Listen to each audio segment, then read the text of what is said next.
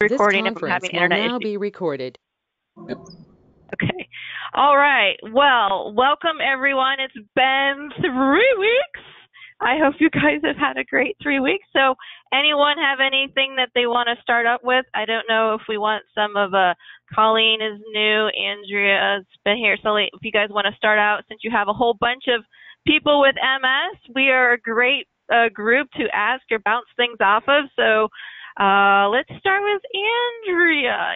Andrea, is there anything that you wanted to talk about or discuss or bounce off of fellow MSers? Well, so I've found you guys on the internet. I recently moved to this area and have been having trouble finding an MS group. And I watched your last recording, and there were a few people talking about stress and how it affects MS and can bring on sort of exacerbations and things like that. And I was like trying so hard to talk to you guys, but it was a recording and you couldn't hear me. And I just wanted to say, like, that's absolutely a thing. My worst MS times have been high stress. So my new lease on life is everything I do is to reduce stress. Everything I do. That's my goal, if you want to put it, in life nowadays is to reduce stress. So, and I don't know if the one or two that were really asking about this, there was somebody who was newly diagnosed. They didn't sound very sure about it. So I don't know if she's here this week, but I just wanted to reassure her that yeah, that's definitely a thing. And if I could give anybody newly diagnosed piece of advice, be the advice that I got from a book that I read when I was newly diagnosed. And the author said to get a cleaning service to your home. And that I highly recommend. That's it. That's it, Kim. Thank you. Oh, no, they're great. I just didn't hear what was, my audio is kind of not the best tonight. Can you repeat something about the book? What did it say? Or that you said the highlight and I missed it. And it could be because my cognition is kind of tonight. So go ahead and repeat that part for me. I can totally relate to that. Yes, no, to get a cleaning service, to get help cleaning your house. Okay, I got it now. Yes, thank you. Yes. I just hired someone, a friend through a meditation group of mine. She needed cleaning work, and I'm like, got you, babe. I need help. And she's like, I have health problems. Like, yeah. She's like, I need flexibility. I'm like, got you, babe. I know all about it. So yeah, I got myself a cleaning. I haven't been able to find anybody, and I was hiring a 12-year-old for a little while, and that's not really what I was necessarily, and she's not particularly consistent.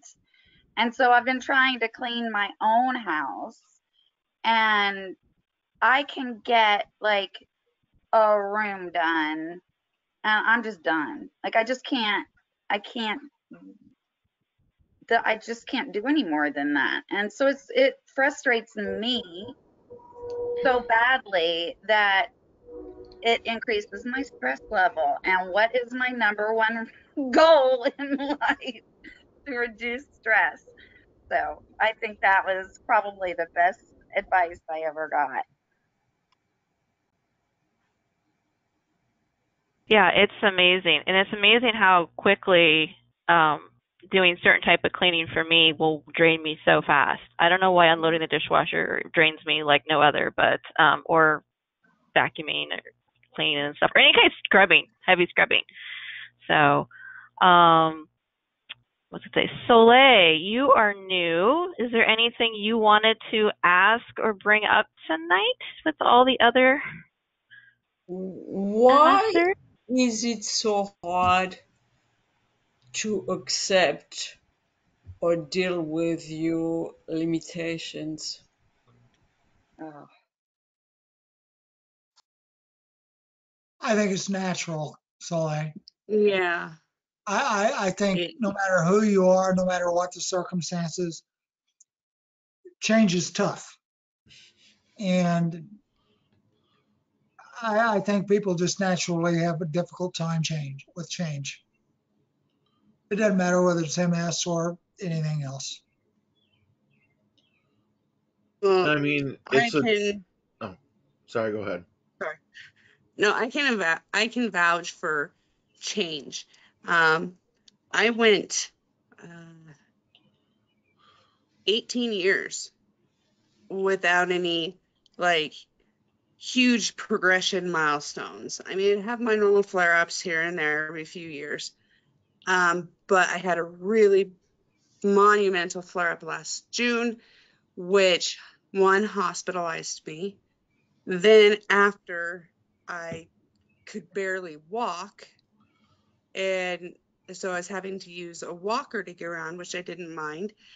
And then probably, Kim, when did you come out to Colorado? That was what, October October 8th? last year. Yeah. Yeah. So she was here and I was still using my walker. And then literally it was probably about a week to a week and a half later, I was wheelchair dependent. Now, I had gone 42 years without needing any kind of dependency. So I had just started getting used to the walker. And then all of a sudden, this stupid disease is like, haha, joke's on you. You're not going to walk anymore because I'm going to give you spasms, spasticity so bad that you can't even straighten your leg. So I couldn't necessarily do like a hop along because the spasms were incredible. So I had to go to the wheelchair. So that it was like I finally started grieving the fact that I was probably going to be wheelchair dependent or not wheelchair, walker dependent for quite the majority of the rest of my life.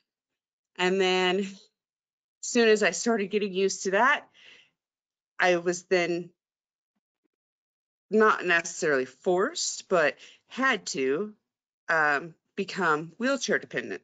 So it's been a lot of changes, and they've all discussed it in here. It's like grieving. You have to grieve your change that you can no longer do anymore.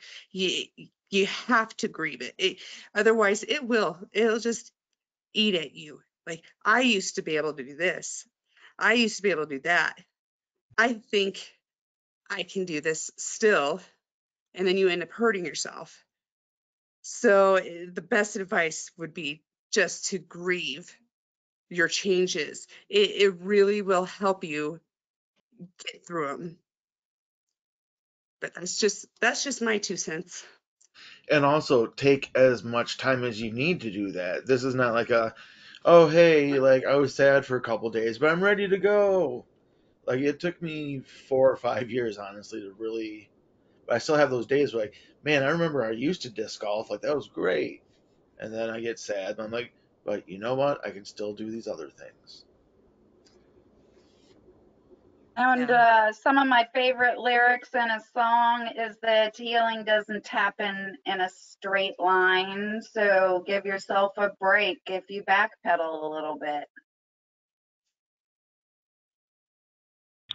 I know for me, I had to really change the way I thought. So with my cognition issues, I used to get super frustrated, angry at myself that I couldn't remember anything. And I'd be so frustrated. And I've gotten to a point where I'm like, oh my gosh, I remembered something. What's all wrong, guys? And I just like get super excited when I remember something now. So I just totally, and last year, my cognition was so bad in the beginning of summer, I had to read Laura Ingalls Wilder books ages 8 to 12. And I used to be reading like medical journals and stuff. And I just took it with stride, go, you know what, I'm just supposed to do this right now. And I just didn't freak out. But I could have gotten really depressed and gotten really, really dark super fast. But I've just learned to go with the flow with a lot of things and not, I don't know, but that took me a long time to get there, and I'm still working on it. Yeah. It's a work in progress all the time. But I've noticed that my things, how I my reactions to things, I've been able to tweak it over the years versus like every time getting frustrated that I can't remember this and that. It's just like, you know what? It's okay. It's okay. And now with my friends, we play the guessing game where I can't remember a word, and so I just start describing it, and then they'll figure it out for me. Like, yes, that's it. Thank you. And so it's just a game now, and we just have fun. I'm not in a hurry. I'm not in a job where I have to, you know, be right there and know everything, you know, right at you know, immediately. So that's what we do. That's what I do anyway. So that's a great question. Anyone else have any answer to that? I think the other thing is that we don't have something tangible to blame, that it's an autoimmune disease, and then so it's really abstract in thought, and so it's not like, oh well, I did this, so like kind of deserving it of like, oh, it's an action that like you can tangibly say, oh well, if I didn't eat all that pizza all the time, then like this would have never happened to me, and it just kind of intangibly just happens. And so it, and very abstractly, like it'll one day it doesn't, and then now it doesn't. I don't know, in the timeline of it, the progression, it could be just overnight. So for me that was hard too, because it's just like, oh well, if it was all the pizza, and you know, knock on wood, I still have my pizza, but if it was that, I could at least point to something. And you don't really have that. You just like one day you just wake up and it's like, oh okay, and then someone tells you, and it's not going to get better, and you're just like, oh, okay, all right, well, great. And so now this is just what life is. So again, it's with that mourning process that Christy was talking about. It's just, you don't have something tangible to like mourn or to grieve, like, you know. So I think that abstract thought is hard.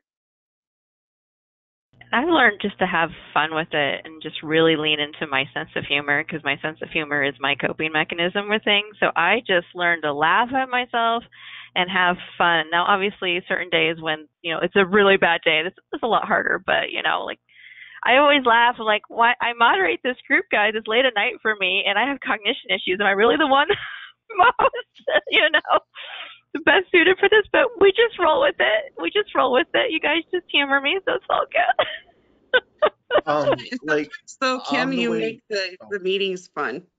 Sorry about that, Jen. Oh, it's okay. thank you. On the You were way, saying so something, John? diagnosis day, I've just been diagnosed. I'm on like the 30-minute drive from Midland to Mount Pleasant, and on the way over, I'm like, I got to find a joke right now, or I'm going to lose my damn mind. Like, I need to deflect with some humor. So the first joke that I wrote was, my neurologist really says that art therapy really helps a lot of people. I can't wait to get home and start my MS Paint project, which we all know MS Paint is the paint thing on the computer. It worked for some people, it didn't work for a lot of people, but it worked for me. So yeah, a lot of joking. I'm with Kim. Yeah. Huge for me. And then Tiffany has snuck in. Tiffany, go ahead and introduce yourself, girl. Hi, so no video today. I'm actually driving to my father's house right now to take care of the cats. I'm Tiffany. I was diagnosed October of last year. I'm currently on Copaxone. I'm from Massachusetts, and I just had another MRI, so we'll wait to see everything that shows. Great. Glad you can make it tonight. Okay, and then we had, no, the other person bopped out, I think. Okay. Colleen, did you have any questions or anything you wanted to bring up since you're new? You know, not really. I listened last time, and I just learned a lot. I know there were some questions about Kesimpta, and I think that's what spurred me to participate and not just listen. I've gone through 1 month of it. My husband's kind enough to give me the shots, or I guess they're shots, but pretty painless, and I'll start the maintenance dose tomorrow, Thursday. So yeah, I think some of the things I've done that have worked for me is I used to do yoga years ago, but I'm really diligent now about going, and it really does help me, and it just keeps my muscles strong, I think. Mentally, I don't, I don't know. It's shocking. It's still shocking to me to even say that I have MS. However, I I'm grateful that I'm 54, and I've had a great life so far, and I hope I have, 30 plus years of more great life. I guess we don't have control over that, but gosh, I'm sure not going to try to think about it. But I feel like I can still ride my bike and stuff, and so I'm grateful for that. But it's scary, and it is what it is. It's one of those things where at an age where you weren't ready to, you're kind of given the thing that may end up causing your death. Right. And that's a hard thing to hear. It's a hard thing to think about. It really I, is. I'm It tearing really up is. just thinking about it now. Well, But I don't sometimes you know. just gotta look it in the eye and then just know that there's still lots to do. Yes. And That's I will very continue. interesting, John. When I was diagnosed and I was going through a very severe attack of depression, I could not stop crying. And my neurologist looked at me and said, "Why are you crying? It's not like multiple sclerosis is going to change your lifespan."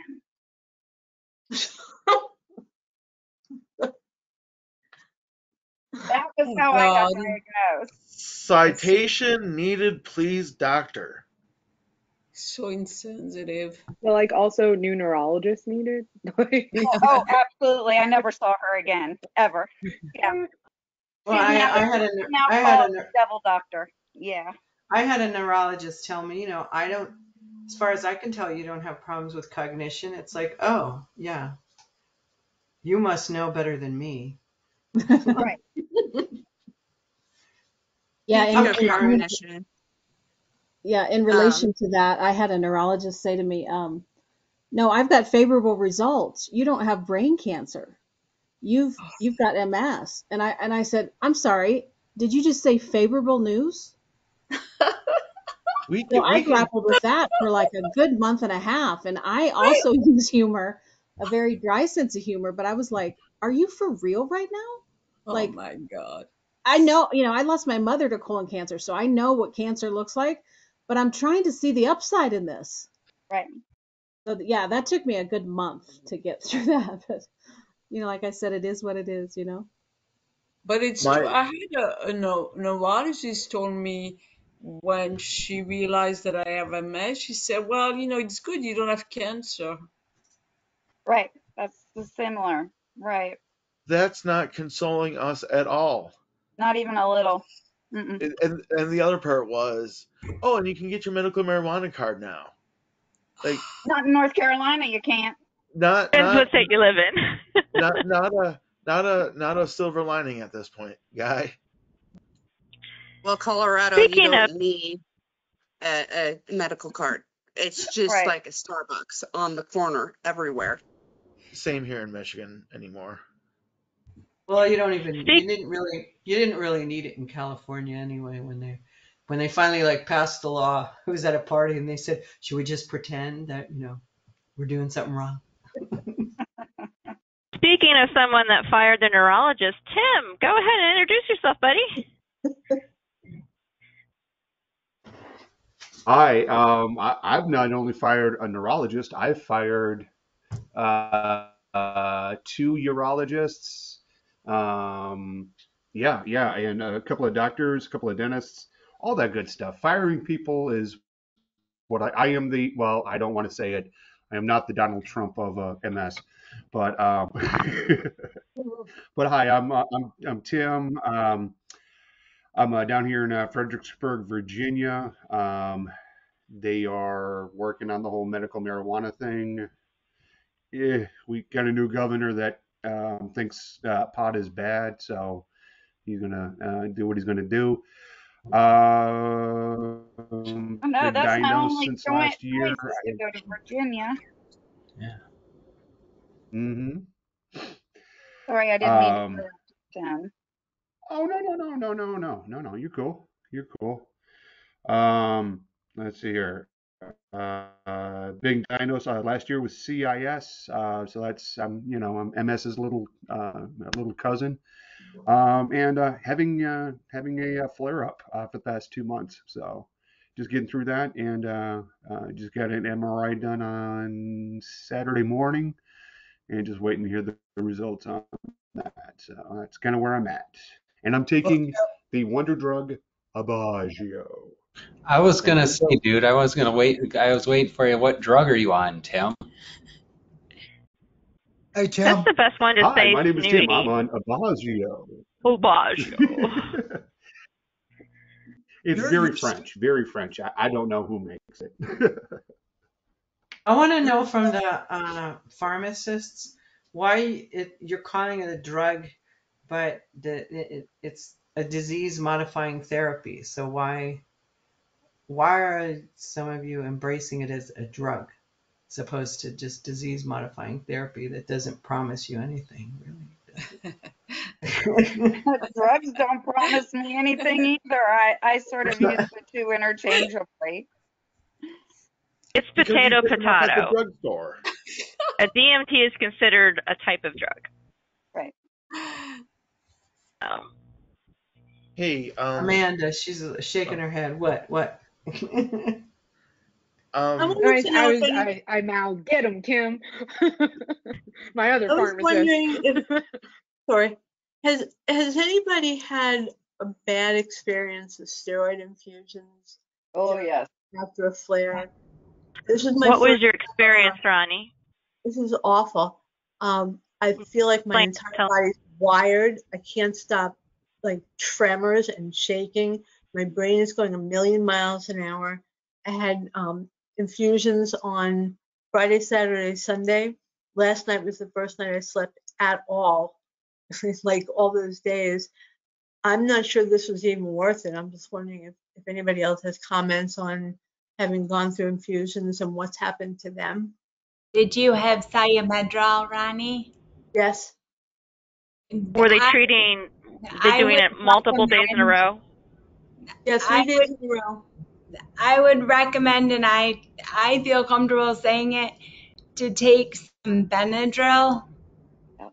And that always helped me, like, kind of get tired because I'm always wired when I get Sol-u-Medrol.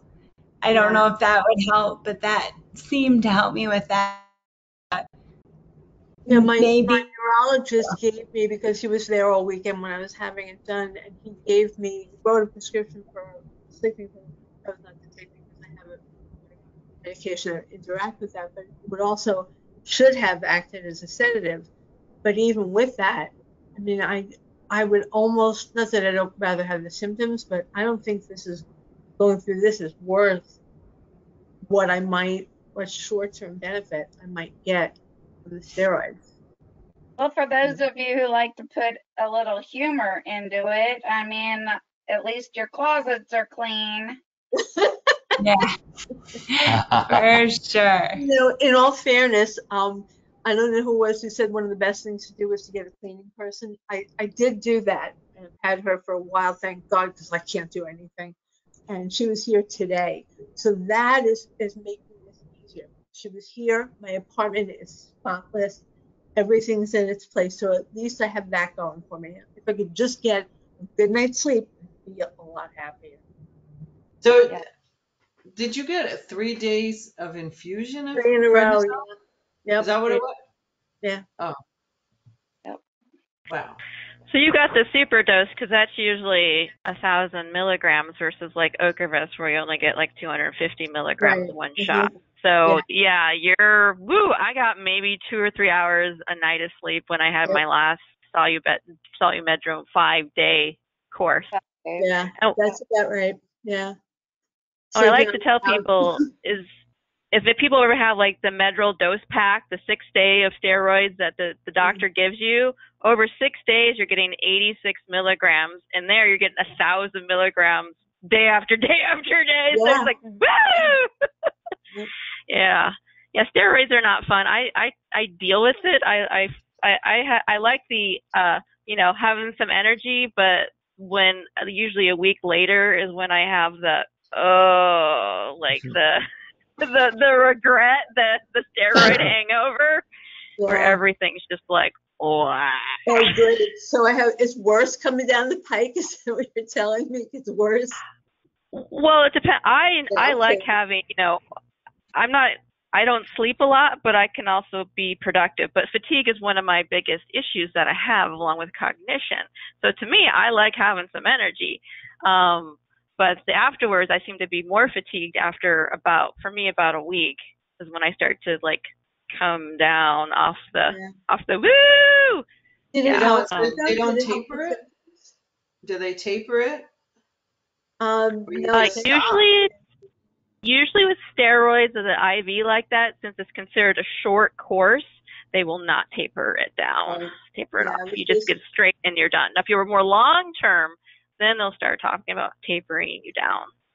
this was Yeah, just I had my 5-day courses of Sol-u-Medrol during like all my flare-up incidences last year, and it was 3 months in a row. I had Sol-u-Medrol for 5 days, and it was fun, not. But I had to taper after the 5 days. But yeah, like the first time I was on it, I literally could not sleep. Right. So when I couldn't sleep, I turned to Amazon to see what I could buy. And then I got in so much trouble because I bought all this like unnecessary stuff. And husband's like, what did you order? I'm like, what are you talking about? He's like, there's like Amazon packages everywhere. And I'm like, oh, those, I forgot about those. But I was so sleep deprived and I couldn't think of something to do. So of course my brain was like, go shopping. Amazon's 24/7. Go shopping. And then, like I said, I was so sleep deprived, I completely forgot that I went shopping until the packages showed up 2 days later. Yep. So yeah, it was quite the experience. So I knew what was coming the second time I was given it, and I was told with a firm hand, no Amazon. I said, okay. But yeah. So, Christy, it means besides the thing of Amazon, you do like taking steroid, yes?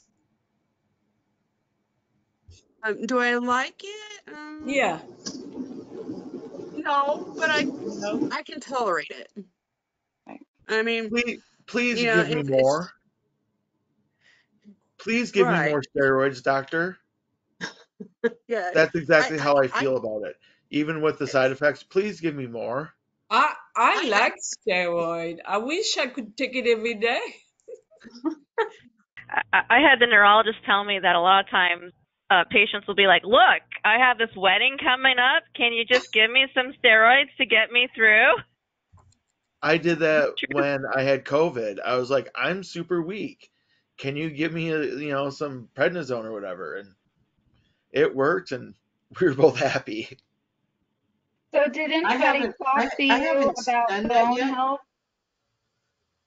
I haven't done that yet, but my doctor has agreed that if I want that, because on the way to getting diagnosed, they decided I had something weird in my thyroid, and the neurologist, who was a jerk on so many levels, not in the beginning, but just one who like, what's your problem? You misdiagnosed me. Oh, but so on the way to finding out why am I falling, what's wrong with me, why am I having all these symptoms, they're like, you have something on your thyroid, you got to go to head and neck. I don't want to, you should. We did a biopsy, we'll do it again, we'll do it again, we'll do it again. Now we're going to take out part of your thyroid. Never had anesthesia in my life. And I came home from the surgery, and it was like, wow, when I left, my hand didn't work, my leg didn't work. I can walk now easier. And it was a prednisone. So I did ask the neurologist. I haven't gone anywhere special because I'm not special. But she did agree that like if I was going to go somewhere and I felt like I needed to function more, that I would be able to do that. But has So anybody ever talked to you though about bone health and steroids?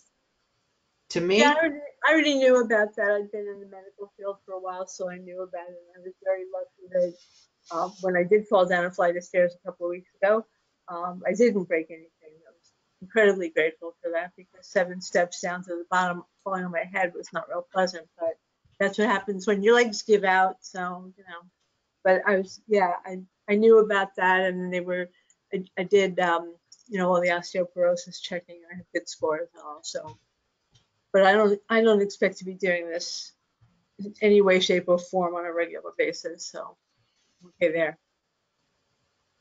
Well, I think it's like anything else MS related. It's all individualized, what you feel like you can handle and what you feel like you can't. Yeah. to the old timers, the old people, I've had MS for a while. I was diagnosed in 2019. Wasn't there often like a lot of treatments with prednisone and it really messed you up? I mean, to Yeah. do it a lot. And Tim, I agree with Kim that they'll probably give you Sol-u-Medrol just to try and snap you out of this flare up. And Karen, I know that I was diagnosed in 97, and the first few years I had a lot of Sol-u-Medrol and prednisone, and I won't take prednisone anymore because it makes me a raging, crying lunatic. So my doctors know I don't even want to try it. So I think that's the one thing that's strongest for me is just to advocate for, I'm not going to do that. Right. So, See, I had when I was diagnosed wasn't Soliel here before? What does Holly have to say here? Hold on a second here. Go ahead, Holly. Oh, sorry. No, I was just going to say that when I was diagnosed in 2000, I feel like I got a lot of steroids as well. I feel like every time I had like a possible flare, they gave me like 3 days of intravenous steroids. But now I'm in insulin pump diabetic. But I feel like if I didn't have that in the beginning, that I wouldn't be doing as good as I am 22 years later. and that's another thing, Holly. I don't know. I know that they watched my sugar when I was doing like a lot of Sol-u-Medrol. That would they were concerned. I don't know if that's ever happened with you, but I know that they were concerned about my sugar going up with Sol-u-Medrol. I think that's something that Sol-u-Medrol always does. Okay. So yeah, the first time that I had the very first time that I had the infusion of steroids, it was like in the middle of the night and all these nurses and doctors rushed into my room and I like woke up. I'm like, what's going on? And they're like, oh, you're in critical condition. And I said, why is that? And they said, well, your blood sugar is over 800. And I was like, whoa. So it does have that tendency. And I used to go on a sliding scale, but then eventually after I had so much steroids that I had to end up staying on insulin, and then I found that the pump, so technically I was diagnosed with the diabetes when I was diagnosed with MS, but I was probably predestined for it anyways because it was in my family. But I still don't think that I still wouldn't have sacrificed the steroids knowing that I would have diabetes. Wow. So Holly, you feel that you got diabetes in part because you took steroid, or I think I was probably predestined to get it because it runs in my family, but I think it unmasked it earlier because of the amount of steroids. To get back to Ronnie's question about does doctors have concern about taking Sol-u-Medrol, I think some of it's partly due to age.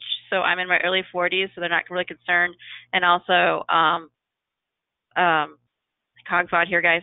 Like if you had like problems with osteoporosis or just older, they might be a little bit more hesitant on certain things. But a lot of us, when we get diagnosed young, they just want to throw it at you and stuff. I don't know, unless Amanda wants to add anything else to that one. You're killing it today. I'm like, this is out of my element. So I trust you. You're doing great. And Kim, I agree with you too, because like I had a bad episode, and when I lost the feeling from my knee down and I was having a hard time walking, and my doctor basically said to me like, well, we want to give you the high dose of steroids because like you're 27, you want to walk, like what the side effects will be when you're 50. I would assume that you would rather deal with them at that time and be able to walk when you're 27. And I agreed with that. I mean, it is nice when the doctors tell you, you know, both sides of it and let you choose. Yeah. Yeah. And, you know, that's life, is sometimes choosing one evil over the other, or, you know, whatever. I do agree with you, Andrea. It's really nice to have options. You know, Yes. do you want to do this, not to do this? Originally, I did not want to do the steroid treatment. I was really against it. And then I talked to someone else, and I'm like, okay, I'm cool with it now. First of all, I wasn't on board. Like, I'm not good with that. I did it, and it was okay. It's fine. So I guess John had a story he wanted to talk about. It's a story about advocacy, and this is just for myself with my primary care. The Thursday before last, I had just a check-in, my 3-month diabetic check-in, and we all know those. But I went in with a laundry list of things I needed to take care of. And it kind of turned into, he had an appointment with me that day, not the other way around. So I said to him straight up, I think I have breakthrough depression. I've been on 100 milligrams of Zoloft for 6 years now. Tell me some options. Like, what can we do? He said, first, we can increase the dose. Second, we can look at maybe changing medicines. And third, there is medicine that you can take in addition to it that will just kind of help it do its thing better. Oh my gosh, I spoke up to the doctor and he gave me 3 options, you know. That felt really good. And then we just discussed some other just health problems I'm trying to take care of. But since I've increased my dose, my depression has gone not away. It's always there, but it's gotten manageable, which is really nice. And then we do have a raise your hand thing, and I had it up earlier. But it's okay. Where did you find it? The hand up is in the bottom left corner of my screen. Yeah. Okay. I'm not seeing. Raise your hand. Just raise your hand, John. I want to see if I can see it. I can do it. I see no raise your hand. I see nothing happen. Look at my name. But I also have. I'm looking at your name. I just see a mic. That's green. Oh, is there a hand next to it? There's a hand on the bottom screen next to record. It says record, react.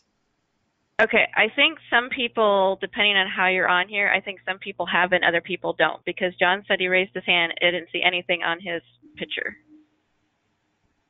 I'm on a browser. Yeah, I'm on a browser on my computer. Same with me. Yeah, I don't know why, but because I had a couple people comment about using a raise your hand function. I'm like, I'm looking at my screen. I'm not seeing it. I'm going to say I'm not seeing it, but some people see it and some people don't. I can't see it when you use it, so I apologize. It depends too on what you're on. Like, I don't have the app and I use Chrome, but if I use Firefox, this program doesn't work right. But if you do want to say something and you're hard time jumping in, send us a private message or send it on the chat box so everyone can see it, and we'll try to get you in. I know sometimes some of us talk fast and some of us are long-winded, and just try to get everyone in, and we will do that for you. Soliel just have a thumbs up. Did you do that? Yeah, I'm playing. I got, but I don't see. I'm sorry, I don't see on my computer. I do not see a raise hand function. I've seen that on other platforms, but this one is How about just where it's completely next to blind to the me. record? It's next to the record Nope. button. No? Yeah. I don't see it either. Uh-uh. No, I don't see it either. I'm afraid to click on your link, Amanda. I'm afraid I'm going to do something bad. Is everybody on with GoToMeeting? Does everybody use the same approach? Yeah, it's the same one. Yeah, I don't see anything.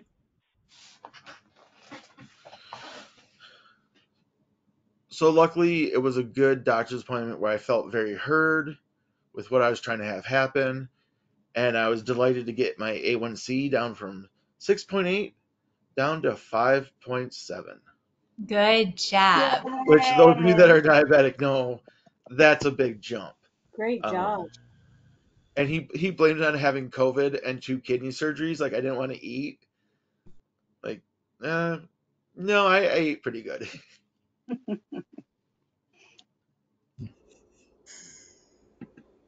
So advocate. Which of course, like I said before, sucks the first time. Because that person's a doctor, they have years of education, and they know better than you, don't they? Most of the time. But they don't know you better than you. You know yourself best, yeah. I'm sorry, what was that, They Ronnie? can even tell you that you need a scooter in your home. Have they been to my home? Do they know where I live? Do I live in a studio with 3 roommates? And the fact that they do know, that the physiatrist did know that I have no balance. So if I have a scooter and I got to go to the bathroom, how am I going to get to the bathroom?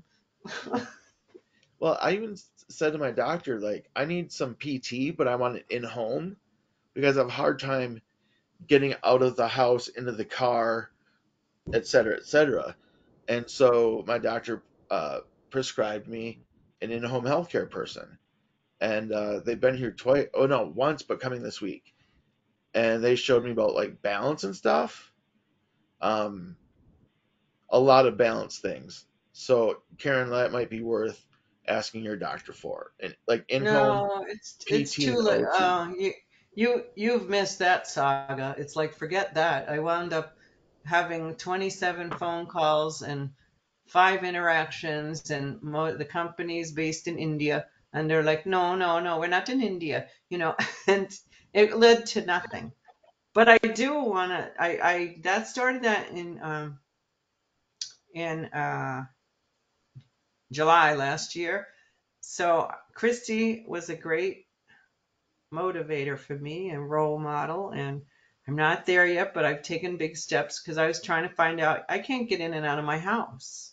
I have 13 steps in the front and the back. I need modification, and wasted so much time on that home thing that didn't do anything but stress, and when you're stressed and you're over, just dealing with stupid bureaucracy, you can't even, whatever. So I reached out. I know I told people before, I reached out to the Center for Independent Living. That's in Berkeley. They don't do Oakland, but he came to my house anyway and made a couple of referrals. And then I contacted the MS Society again, and I've been told you got to just keep finding the right person. And because they tend to give very generic information. And she said, and I told her I need, my steps. Anyway, I'm taking the steps. I got a letter from my doctor saying that I need an elevator, and I need, and I have MS. And then I went to one vendor not too far from here, and he spent 2.5 hours with me and my friend telling us all about the work he's done and showing us pictures. And then he said, well, you just need a ramp. And I don't want a ramp. It's hard for me to get up a ramp. And it's just unbelievable, these professionals, that will tell you what you need without knowing, even though the Center for Independent Living suggested an elevator. So I'm in the process with the MS Society, and I get picky when they say, oh, well, first you got to get a letter from the doctor. Then you got to get an estimate, and then you can apply, and we might help you with funding. And it's like, well, why would I do all that if you might? So I got somebody who said, we pretty much will help. We have a limit, and she really explained everything to me. So I had another vendor that was recommended to me come out yesterday, Monday, whatever day Monday was. Was that yesterday? Who knows?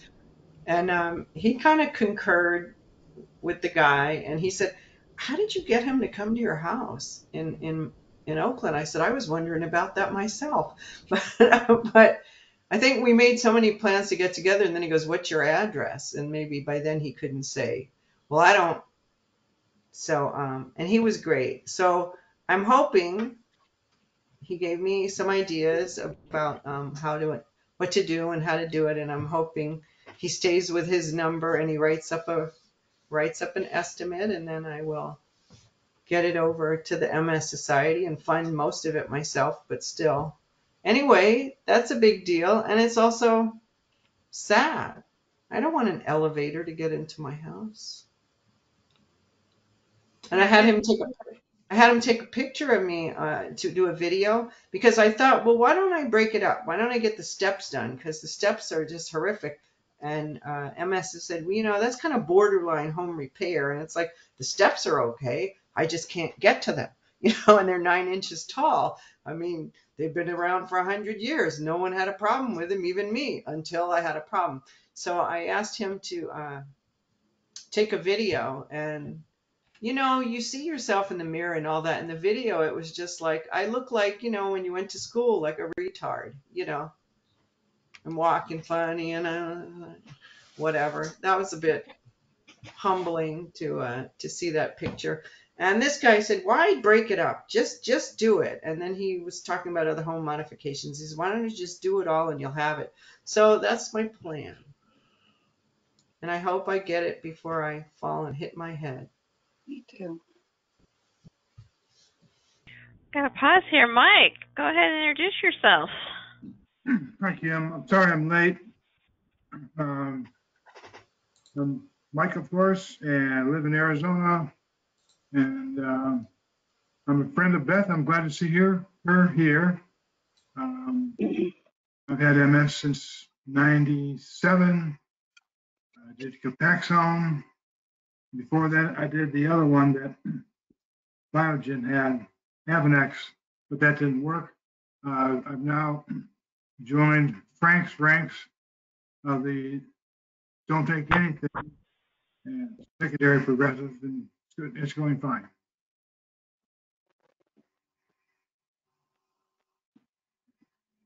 Good. Glad that you made it here tonight. I know that Amanda said she had a couple things that she wanted to talk about. I think, Kim, you might have been someone that mentioned it last time. I know that Jennifer had talked about Botox, but I've been noticing, like, with the weather, I think that I'm just like going to the bathroom left and right. And I think someone had talked about like pelvic floor physical therapy. Can we talk about like what that is, or how can we learn a little bit more about that? It's just foreign to me, and I'm just like, oh, it wasn't a problem till it was, and now I'm just like, it's a problem. I'm waking up in the middle of the night every night to just like go to the bathroom, and I like don't really have to go, but it feels like I have to go. It's just frustrating. So who besides me has seen a pelvic floor physical therapist? Okay, Ronnie has. Anyone else? Okay. So I went. You've gone to, Christy? No, Holly. Okay, we got a bunch of us here. All right. Who wants to start out? I haven't seen mine yet. I'm waiting for my first appointment. Okay, go ahead. Holly, did you say you want to start out? Yeah, so I run a nonprofit where I do skincare for cancer patients, and I happen to get to know a physical therapist that works with cancer patients. But on the side, she said to me that she could help me as well, because I have the like the overactive bladder or the incontinence. And so we have been doing, it's called rebounding. And so I have a mini trampoline that's like in my living room, and we do like an exercise routine on that, and that is supposed to help build your pelvic floor muscles. That seems so strange to me.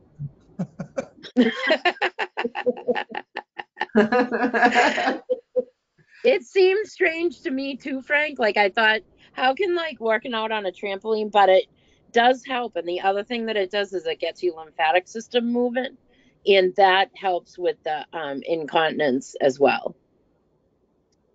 Okay. With my my appointment, I did not there was no talk about a trampoline for me.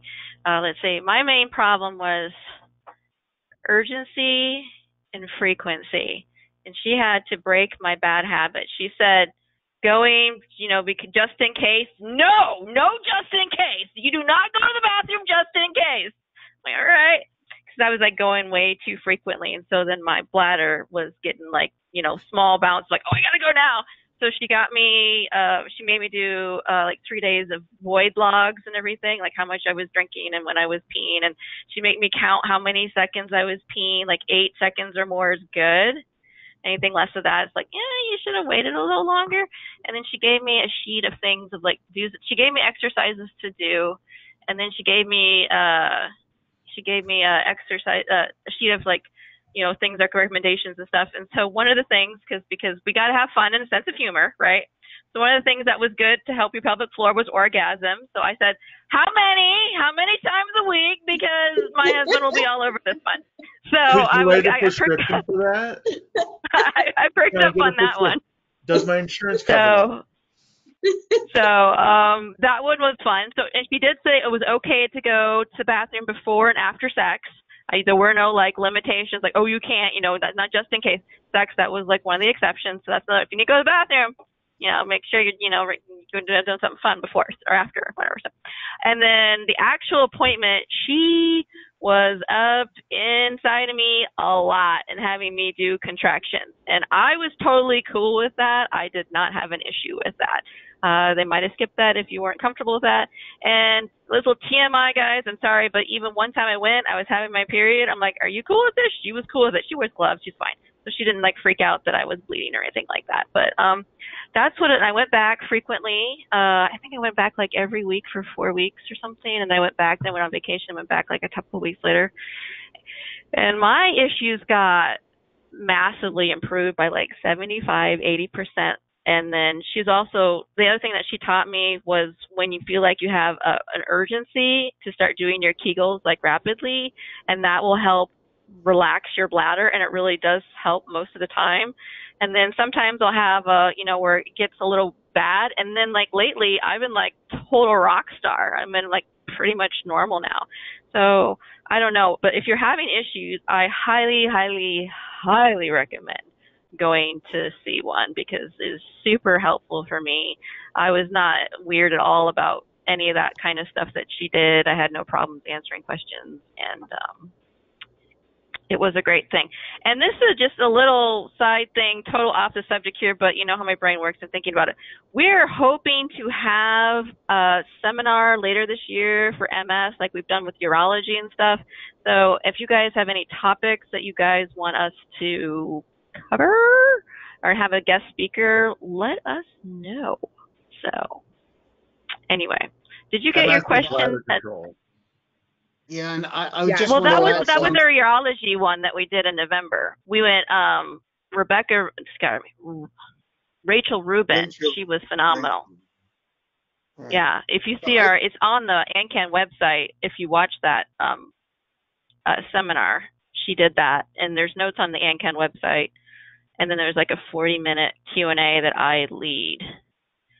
That was really, So we were all over on things that. Two things I'd just like to mention on this. One is that just today I was connected to a pelvic floor physical therapist who we hope will do a a seminar or even a webinar for us. We've got a lot of people in the prostate cancer group that are interested and attended a session that she did earlier, or she did last week, but I think not for us, for somebody else. But I'm now connected to her directly, and I think that we could probably get her to do a joint session that focuses on the MS needs and the needs that the guys have. And so we'll work with her, and we'll keep you posted on that. The other thing I wanted to mention was that I sent out an email to a bunch of the moderators and to some of the other key folks because Dr. Priya Padmaraban is trying to seed a trial using, is it PTENS? PTNS? I think it's the treatment that Karen's been doing at home with the electrodes, and so she's looking to be connected to institutions where they can publicize what she's doing, because if she can do this trial and she's successful with it, she hopes it'll lead to a bigger trial. She has the money to do the pilot trial, as it were. I'm confused why I started to write something to her anyway, just about whatever, where I get my treatment. But I'm wondering why just for MS, since I was referred to the gyno-urology department. Like, I'm just wondering why they need to prove it for MS. If you're incontinent, you're incontinent. Like, because it's very specific. It's very specific to MS. It's got the incontinence has specificity that just pertain, among other things, to MS. That's why. Just because I did the percutaneous, where they stick, you actually have to physically go there, and then they stick a needle into you, and you don't know when you put a needle in if you've hit the tibial nerve or not. And there's somewhat of a yuck factor. I mean, it's nice to be dry, so I put up with it. But my sensitivity was getting, I just couldn't stand it. And I love the nurse. So I mean, we both like that she would stay with me. They don't usually stay in the room, but we love visiting. And I was like, I can't stand it anymore. And the doctor had mentioned that they can do it with a TENS machine, but I can't imagine they could do the clinical trial if you're left to your own at home. How would they know you? So I'm guessing you'd have to go in for 12 sessions.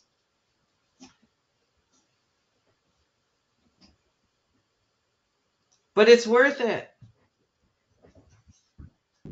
And I had a urodynamic testing. I don't know if that's across the board, but I had to get one of those. That was interesting. And all it told the doctor was that, yes, my spasticity has, my pelvic wall is spastic because it all kind of went together, creeped over from my right leg to my pelvic wall. I'm like, thanks, that's awesome. What now? I mean, so it's definitely very interesting, the testing that they do when it comes to urology. So basically, I found some interesting stuff too during the testing, is that my bladder fights with releasing. So I think, oh, I go to the bathroom, but my bladder's fighting the release. So it's taking me longer to release because my bladder's just like, no, we'll let a little bit out. We know that you have more. You know that you have more, and it fights me to let it release. So that's always fun. I'm like, oh, that's good to know. Because your So, brain, the signaling is not working. Like for all, it's part of MS. You're trying to move your leg. Your mind wants to move your leg, but it's not moving because on the brain level to your spine, and for the urine, it's the same thing. The messages do not get transmitted correctly. right, So you have nothing in your bladder, you want to go to the bathroom. You have a lot in your bladder, you don't want to go to the bathroom, and then you leak. It's all screwed up. right, You know what's really cool about going to see the pelvic floor therapist? I used to get up constantly in the middle of the night, multiple times to go to the bathroom. And sometimes I wake up and I can go back to sleep, even though I feel like I could go. I fall back asleep, or I don't get up. I don't want to get up at all, or maybe like once a night. And it is so nice. I just can't tell you how wonderful it is. It's like back in undergrad, back in the day, where remember when I could sleep well and not get up in the middle of the night all the time. So yeah. I highly recommend the pelvic floor physical therapist. Sorry. I can't say good enough things about it. I'm sorry. I just can't. This is really helpful to me, so I just gotta pump it whenever I can. Yeah. But I will tell you who have not heard, when I asked, because the next doctor I saw was my neurologist back at my town, and he said he normally doesn't do referrals for them, and that really bummed me out because I'm like, 50 to 80% of your patients have these issues, and you don't normally do referrals for pelvic floor physical therapists. Are you kidding me? This is a problem. So anyway, but he did it. He wrote me a referral.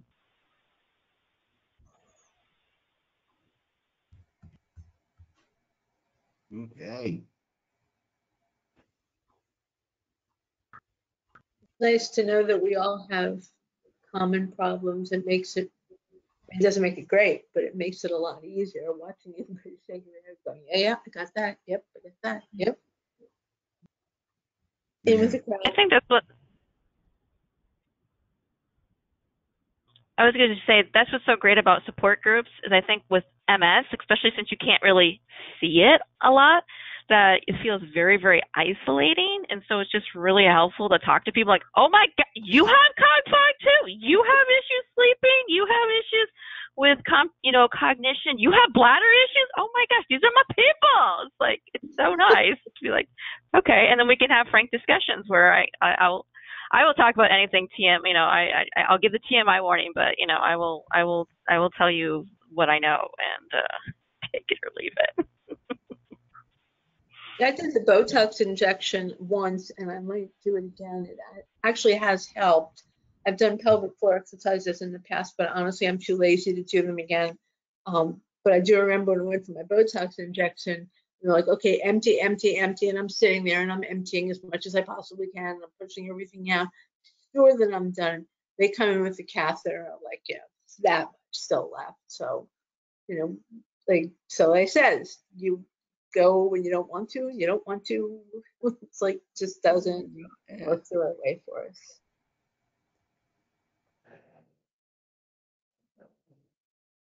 yeah, all I can say, it was a very interesting test. Yeah. It's amazing, like, after you've been to so many doctors, your shyness is no longer there. You're just like, figure me out, please. I don't care. Just do whatever you have to do. Just figure me out, because it does get very frustrating, because it's something you've grown up your entire life not having this issue, and then bam, out of nowhere, it's an issue. You don't know what to do about it. So next step is go see many doctors. And one of them might eventually be able to tell you what's going on. So, yeah. That was the biggest frustration of my pre-diagnosis life, was how many doctors I saw and how many doctors knew nothing And how many times I was told that it was all in my head, even though the doctor didn't really mean multiple sclerosis in my head. It was a relief to be diagnosed and to throw the proverbial bird up to the past doctors that I had seen.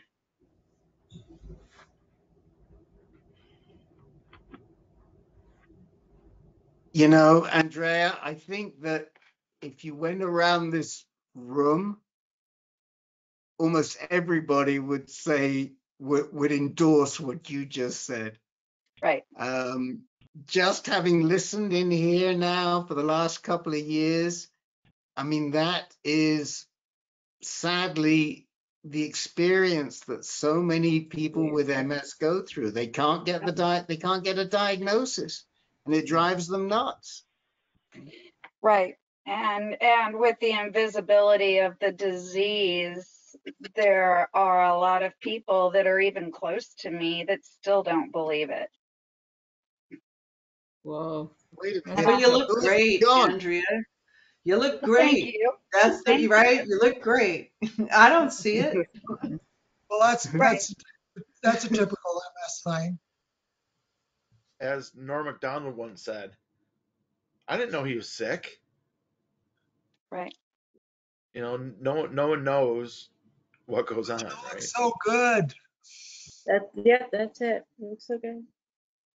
I had a girlfriend go to the store with me, and I took my handicap sticker, which I typically only use in the hot months. I'm usually fine in the winter time, but we got to the store and I parked in a handicap spot and put my sticker up, and she's like, "Oh my God, what are you doing?"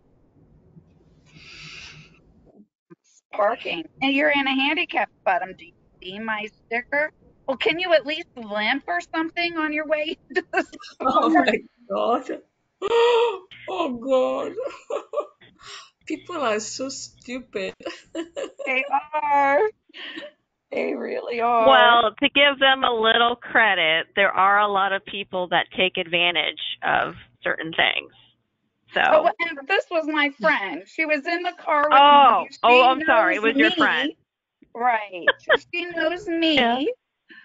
But she also watches me walk everywhere perfectly fine. And so why do I need it in 99 degree? I needed it because it was, 95 degrees with 95% humidity, because I live in North Carolina. So it's just those hot days I can't take the long walk. And the walks get longer. I had a lady come up to me in a store a few days ago. I'm walking with my cane, and she comes over to do one of these, want to makeup. I'm like, no, I don't do makeup. She said, "Oh, well, you don't need it. You look so good." I don't know what all this is about, pointing to the cane. And I said, "I have MS." And she said, "Oh, don't worry. It'll get better." You'll grow out of it. Yeah. You will grow out of it. She has no idea what MS is. Like, even if you had said multiple sclerosis, she wouldn't have known what it was. No, I said, no, I did say there's no cure for it. And she goes, "Oh, don't worry. It'll be fine." There's somebody in I was told that too. There was a guy, he looks at me, I have MS. MS, you can cure it. It's there, So he goes to me, he goes, "Are you feeling better?" Like you talk to a kid. This was something. And I said, "How about you? You feeling better too?" Good for you. That was my way to answer him. I said, the same tone, "Are you feeling better?" The same, like you're talking to a 2-year-old. Yes, I know. Yes, I know that tone. Yep. Has anyone been mistaken being drunk yet? Oh God, yes. MS. I did, of course, when I was in New Orleans, so I can understand it. But the only reason I was happy about getting a cane was that I really thought, I'm sure people thought I was drunk because I was staggering everywhere I was going. And at least now with a cane, it's like, okay, she's staggering for a reason, whatever the reason is, but she's got something. So it's kind of perverse, but I'm kind of glad to have the cane now. Well, one of my biggest fears is that going through like a heat wave, or I'm just having a bad day and I get pulled over and they're doing a roadside on me and I'm like, I'm not drunk. It's like, I don't know what to tell you. I'm not drunk. This is just me right now. My sister, she's a police officer, and I asked her, I said, how do you guys handle that? She's like, well, all you have to do is say that you have a medical disorder. I was like, but what if they want proof? This is something they can't see. And she goes, usually they'll take people for their word. I was like, well, I wouldn't be broadcasting that out there to all the drunk people. I was like, and I was like, but that was always my fear, was that, one day I was just having a bad day and maybe it looked like I was swerving, or I had like something going on with my foot and caused me to brake a little bit harder than normal, stuff like that. I don't know. I just had that fear that I get pulled over and then they'd have me do a roadside with my balance. It sucks as it is. So good luck walking a foot in front of foot and not falling flat on my face. So I wish our doctors could give us like a card, like an that's ID what I card. was gonna say. I don't remember if it was like an actual movement or somebody telling me a joke about having a card just for that very, very reason. And Louis said something, he typed something in the chat, and I thought it was pretty awesome. He said he had a screenshot of his MRI on his phone. So I imagine if a police officer pulled you over, Christy, and you just pulled out your phone with an MRI full of lesions on it, that would shut that doctor up. Well, and I do have, from my MRIs, I have, because the first time I got a disc on my MRI, it completely amused me going picture by picture, because I was all of a sudden, it was like, it looked like happy bear, mad bear, surprised bear, angry bear, because it's like the images changed a little, and that's what I associated it with. Like, so I showed my friends, I'm like, this is sad bear, and this is like, they're like, there's something wrong with you. I was like, yeah, it's in my brain. That's why I'm showing you my brain. But I mean, it did look like a bear, like a bear's face, and it was like a shocked bear and sad bear. My friends are just like, oh Lord, only you. I was like, yeah, well, I gotta make light of my situation somehow. I can't just let it like paralyze me. So Christy, yeah, especially when you can be like, hey, do you want to see my lesions? Like, if you get excited about it, they may not know what you're talking about. Like, oh, it's a brain scan. Check this out. Yeah, and the funny thing is, I've looked at so many MRIs. I know exactly what a lesion looks like on an MRI. I could be like a radiologist and diagnose people who actually do have MS. Couldn't do anything else with that, but if you have MS, I could find it for you. Years ago, I got stopped by a city cop, and he wanted to give me a field sobriety test, and I just said no, give me a blood test. And he went, why? I said, because I'll fail a field sobriety test. But I couldn't do that. There's no way. Right. And just because I did that, he backed off. Because then he did ask me, well, why do you know you're going to fail a field sobriety test if you haven't had anything to drink? And I went, because I have MS. And he went, okay. And he cut me loose. I think if you just talk about it, like if you just start talking about MS and you sound like you know what you're talking about, they will. I don't think most drunk people are like, yeah, I got MS. Yeah, I got MS, guys. Yeah. I mean, I don't think they do that. The ultimate drug test is if you can say multiple sclerosis without slurring. Yeah. And if you can spell it correctly. At least the sclerosis part. 3 times. Yeah, say to the Yeah. but say to the cop, I have multiple sclerosis, multiple sclerosis, multiple sclerosis. Can you spell that? Just talk Yeah. about how your neurons are damaged and all that, and they're like, well, what? And you're just like, ugh, and you just start talking, and they're just like, okay, head is spinning, head is spinning. Oh, by the way, Rick said, I asked him about the raise your hand function, and Rick believes it's still in the beta form. So that's why some people maybe can see it, others cannot. So that looks like at this point in time, that is not an option, unfortunately. But I was told, Bill Birdie told me that Colleen had her hand up at some point. Yes, So I do. did you want to say? I couldn't see. I had a little birdie tell me. So go ahead. Yes, I just wondered, you know, I think it was Ron or someone was talking about the disability thing that they on their car. So this hot thing, the question is really about hot.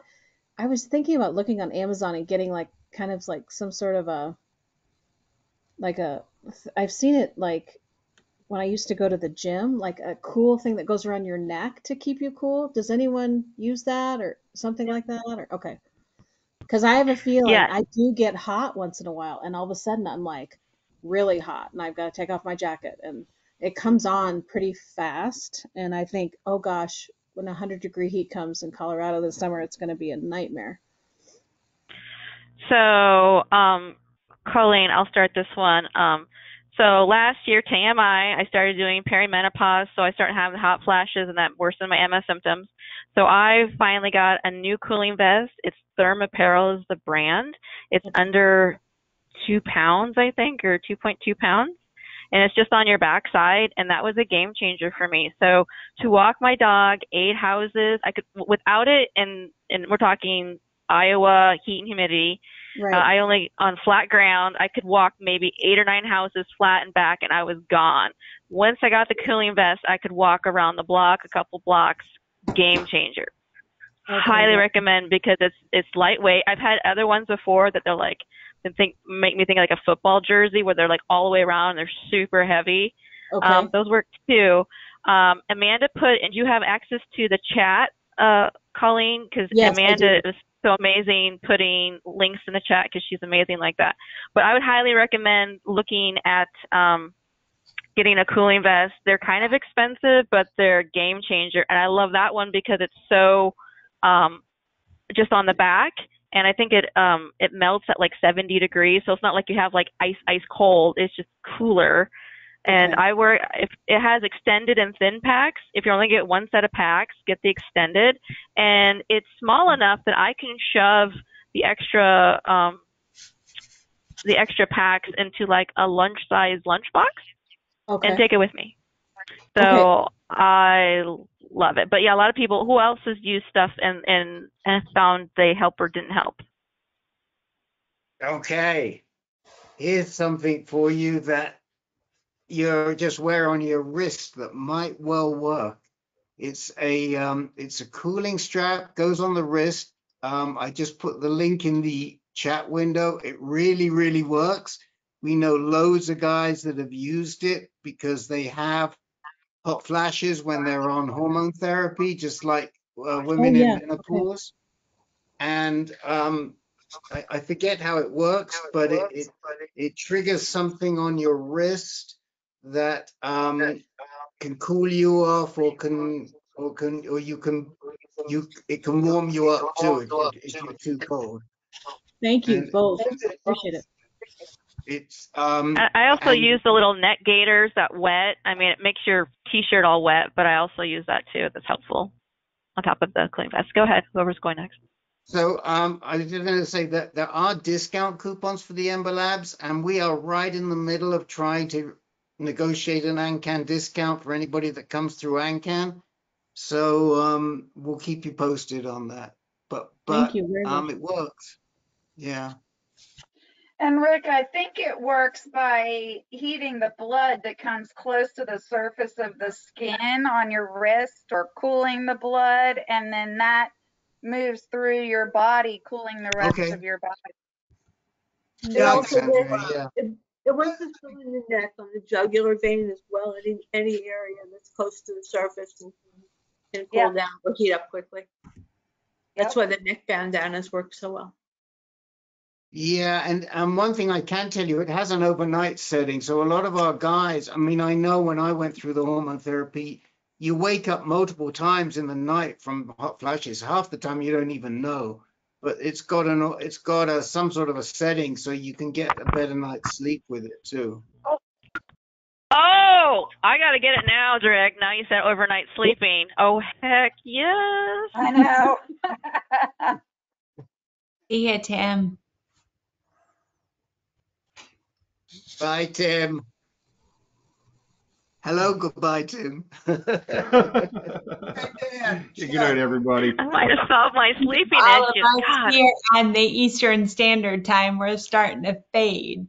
You're Michigan, Eastern Coast people. You guys Kind haven't had a lot to say tonight. I did. Chatty group.